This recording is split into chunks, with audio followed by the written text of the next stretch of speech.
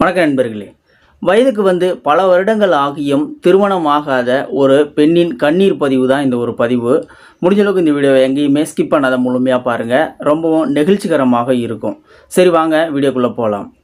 ஆண் வாரிசை தேடிய அப்பாவின் முயற்சியில் அடுத்தடுத்து மண்ணள்ளி போட்ட 3 மூதேவிகளின் முதலாவது மூதேவி நான். அப்பா அல்பாயுசில் போனதால் அடுத்தடுத்து மூதேவிகளின் படையெடுப்பு நின்று போனது. முதல் தங்கைக்கு எனக்கு முன்னதே ஆண் துணை தேவைப்பட்டதோ என்னவோ, யாருக்கும் தெரியாமல் காதல் திருமணம் செய்து கொண்டு எல்லோருக்கும் தெரியும்படி வாளாவெட்டியாய் திரும்பி வந்து விட்டாள். இரண்டாவது தங்கை பிறக்கும் பொழுதே சிறிய ஊனத்துடன் பிறந்து விட்டாள். உயிரோடு சேர்த்து அப்பா ஊதியத்தையும் எடுத்து சென்று விட்டதால் படிப்பை பாதியில் நிறுத்திவிட்டு எக்ஸ்போர்ட் கம்பெனியில் துணிமடிக்க சென்று விட்டேன். 15 வருட உழைப்பில் 2 தங்கைகளுக்கும் திருமணம் செய்து வைத்துவிட்டு திரும்பி பார்க்கின்றேன். இன்று என்னை திரும்பி பார்க்க எந்த ஆண்மகனும் இல்லை. ஒரு நாள் குளித்து முடித்ததும் கண்ணாடி முன் நின்றேன். இடையை கடந்தும் ஆடிக்கொண்டிருந்த கூந்தல் இப்பொழுது தோள்வரை மட்டுமே தொங்கிக் கொண்டு இருந்தது. முன்னெற்றியில் விழுந்து முகம் மறைத்த முடியெல்லாம் வறண்டு விழுந்திருந்தது. கொஞ்சம் பின்னால் இருந்த முடியெடுத்து மூடி மறைத்தேன்.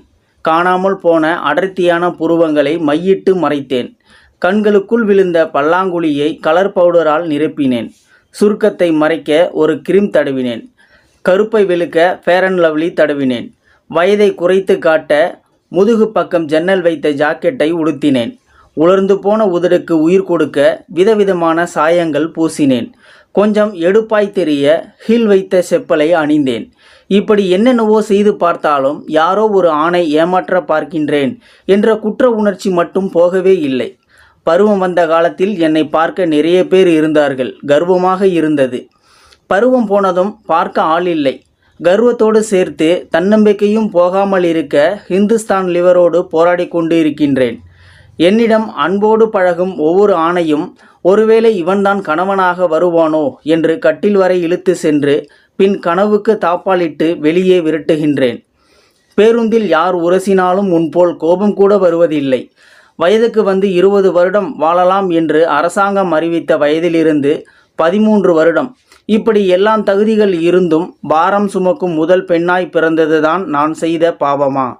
ஆண் வாரிசை தேடும் ஆண்களுக்கு கூட அந்த ஆணை பெற்று தரக்கூடிய தகுதியை பெண்களுக்குத்தான் அந்த கடவுள் கொடுத்திருக்கின்றார் என்பது ஏன் புரிய மறுக்கின்றது? ஆண் வாரிசுக்கான தேடலில் மிதிப்பட்டு அழிந்து போகும் பெண்ணினத்தின் வலியை மாதந்தோறும் விளக்க முடியாமலும் விலக முடியாமலும் கருவறுத்து கொண்டு இருக்கின்றேன், கருவாகாமலேயே.